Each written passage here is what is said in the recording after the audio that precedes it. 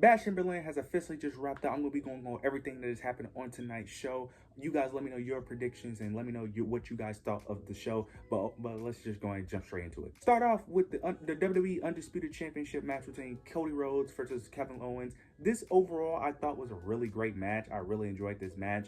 I love what they did here. I love the story they was telling. They was telling the story of Kevin Owens. Is he willing to go the extra mile? Is he willing to go back to his old tricks, to willing to pull the trigger of, doing anything that is necessary to end up picking up the victory? Early on in the match, Cody tries to go for a Cody cutter, which ends up playing a leg injury that, Kevin Owens mentioned on SmackDown.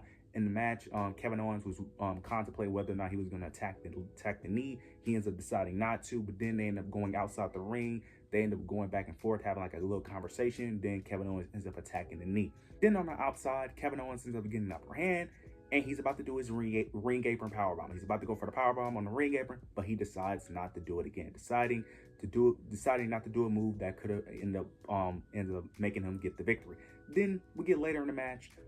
They're going back and forth, having a good back and forth. Cody Rhodes ends up tries to do his 3 crossroads. Yeah, he tries to go for the 3rd crossroads, but Kevin Owens ends up reversing it into a stunner. KO ends up hitting 2 stunners, if I'm not mistaken, in this match. Possibly even 3, I can't remember. But I know he hit 2 for sure. He ends up hitting the stunner, tries to go for a swanton, but Cody Rhodes ends up getting his knees up. Then Cody Rhodes finally hits the 3rd crossroads for the victory. The ending was a bit anticlimactic. I will say that. I didn't like the ending. The ending was a bit anticlimactic about how they ended it. I do like the story they tell after the match.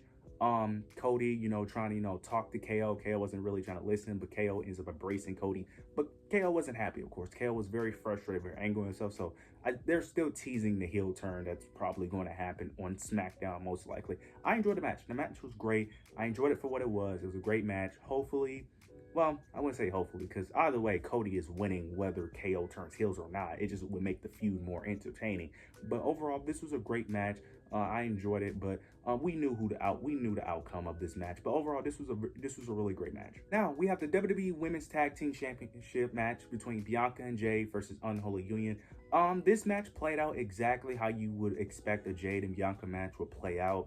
Unholy Union did have some offense in this match, but majority of it was when they cheated.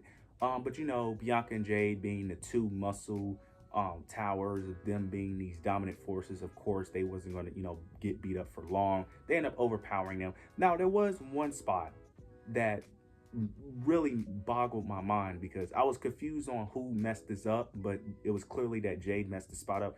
Alba Fyre was on the top rope, and then Isla Dawn has Bianca like hanging with like her knees, right? She's going for the dive. Alba looks at Jade before she does the top rope move. Jade was supposed to save Bianca, like pull her away, but you could clearly see Bianca turns. Then Jade ends up reaching Bianca. So Jade was a little late on that, but other than that, the match was fine. It was nothing special. Like, it was okay. It was decent, but not too major. Jade and Bianca ends up not retained. They end up becoming your new WWE Tag Team Women's Champions. Yeah, I don't have much to say because I wasn't that excited for this match overall. It's unfortunate Unholy Union don't have the titles because I'm a big fan of them. I think they could be way better than Showcase, but to be fair, with Jade and Bianca, we know the tag division will be taken slightly more serious. They will put more effort into it, only because Jade and Bianca, we know they're going to appear more on TV than Unholy Union would ever. So it makes sense. And plus, hopefully we can start getting teases of eventual heel turn with these 2. But overall, this was an okay match. Nothing too more to really say about this match. Now we have Drew McIntyre versus CM Punk and a strap match. I was very interested to see how this match would actually play out. I didn't, because you got to touch the 4 corners of the turnbuckle, but I was not known that you had to touch it consecutively. So that was very interesting. Early on in the match, Drew McIntyre ends up attacking CM Punk during his entrance, getting Drew McIntyre the upper hand, but eventually CM Punk ends up making a comeback later on in the match. As CM Punk is making his comeback, he ends up hitting a GTS. After he hits the GTS, he could have went for the turnbuckle to, end up hitting the 4 turnbuckles, but he ended up deciding not to end up inflicting more pain on Drew McIntyre. We did have some interesting spots, though. It was one spot where Drew McIntyre had the upper hand. Drew McIntyre ended up carrying CM Punk on his shoulders and ended up touching each turnbuckle. But as he's touched each turnbuckle, CM Punk did the same thing without Drew McIntyre noticing. They both got on the 3rd one, but then CM Punk eventually ends up stopping Drew McIntyre. We also got a cool spot where CM Punk ended up putting the sharpshooter on Drew McIntyre and ends up making him tap out. He tapped him out twice. Drew McIntyre was constantly tapping the ground. He ended up tapping out twice, which I thought was good because I think that could play up into the feud towards Bad Blood as well. So I like that spot as well. We get towards the end of the match. Drew McIntyre brings out the bracelet. He brings out the bracelet. He puts it on. Drew McIntyre ends up hitting a Claymore, if I'm not mistaken. Yeah, he ends up hitting a Claymore. He ends up hitting 3 turnbuckles. He ends up hitting 3 of the turnbuckles. Tries to go for the 4th one, but CM Punk ends up pulling Drew McIntyre towards him with the strap and ends up hitting a GTS. Then, I believe after this, CM Punk ends up looking at the bracelet. Yeah, he ends up seeing that Drew McIntyre still has the bracelet on, and he ends up hitting another GTS on Drew McIntyre. Then Punk ends up going to 3 turnbuckles. He ends up hitting 3 turnbuckles. Before he hits the 4th one, he goes over to Drew McIntyre, looks at his arm, sees the bracelet, takes it off, hits a GTS, and then ends up hitting the last turnbuckle to end up picking up the victory. I thought this was a great match. I enjoyed this match stipulation. I can understand it for some, how this match stipulation could be a little, can ruin the experience. I can understand if you didn't enjoy this match, but for me overall, I enjoyed this match. I really enjoyed it. I thought this was a great match. I think it's on par with the SummerSlam match, in my opinion, which I also thought was great. I enjoyed this match overall. I can't wait to see what they do at Bad Blood. Most people are expecting a Hell in a Cell match, which I'm expecting too, but I can't wait to see what's next for this rivalry. But I really love this match overall. And CM Punk finally has his bracelet back. I love the idea of this strap match too, because I know on promos, Drew is most likely going to mention that he didn't get pinned, but CM Punk could also mention that he tapped him out. So both have arguments to lead up into a 3rd match, which I think is great. So I enjoyed this match overall. Now we get the Judgment Day. Liv Morgan and Dominic Mysterio versus the Terror Twins and Rhea Ripley and Damian Priest. Early on in the match, the Terror Twins was dominating. The Terror Twins was dominating early. Damian was beating up on Dominic Mysterio, but then Liv Morgan ends up distracting Damian Priest, if I'm not mistaken, which allowed Dominic to end up getting the upper hand. But we all know eventually the Terror Twins was going to overpower them and end up making a comeback. We got Rhea Ripley in the ring, dominating Liv Morgan, but then Dominic Mysterio ends up getting in the ring. It was a sequence where Dominic was in the ring with Rhea. Rhea was about to attack, but Dom tries to, try to play it off like, like he tries to hug her, like we're on good terms now. Liv Morgan tries to attack Rhea, but Rhea ends up seeing it. So Dom was, playing a trick to end up, to allow Liv to get an upper hand, but it failed. Then Dom ends up getting attacked by Rhea. Rhea is just destroying Dominic. Rhea tries to hit a riptide, but Liv Morgan ends up making a save. Before I go to the next part, I almost forgot. Rhea Ripley ends up doing the little leg wrap that is very popular by fans. The leg wrap that she ended up doing on Dom before he joined the Judgment Day back when he was with his father. I think it was at Clash at the... No, it wasn't at Clash at the Castle she did this. I forgot what pay-per-view she did this on, but the nostalgic leg wrap that she did on Dom, she ends up doing that in this match as well, which I thought was very cool. But as, Rhea Ripley is dominating Liv Morgan, the Judgment Day ends up interfering.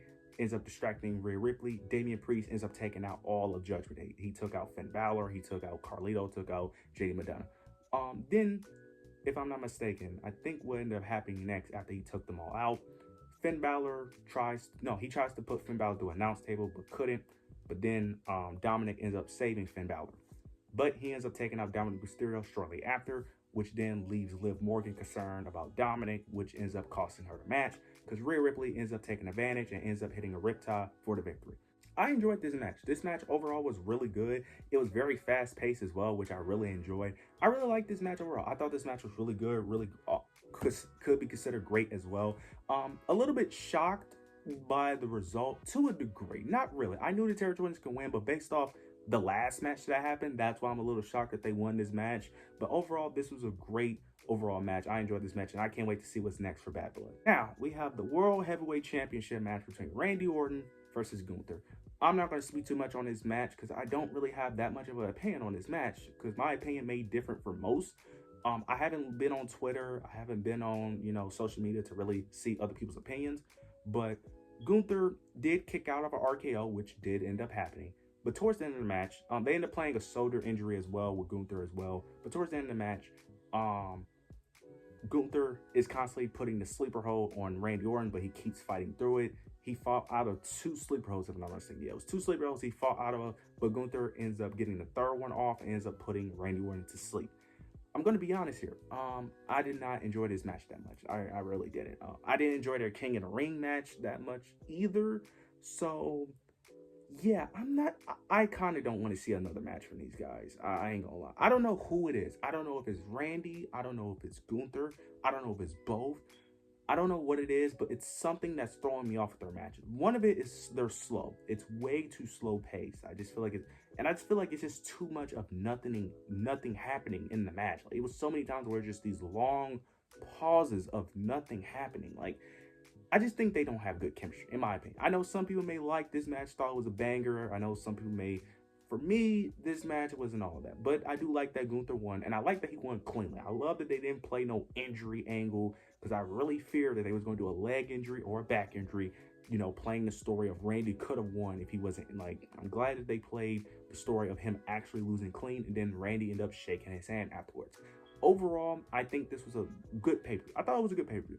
The main event and the Bianca and Jay match is what really lowered this card for me. But every other match I thought was good to great. But those two matches, I just thought they was fine. I didn't think there was nothing special. I know that may be a hot take, but because I know people probably gonna rave about the Gunther and Randy match, but I didn't really enjoy it that much.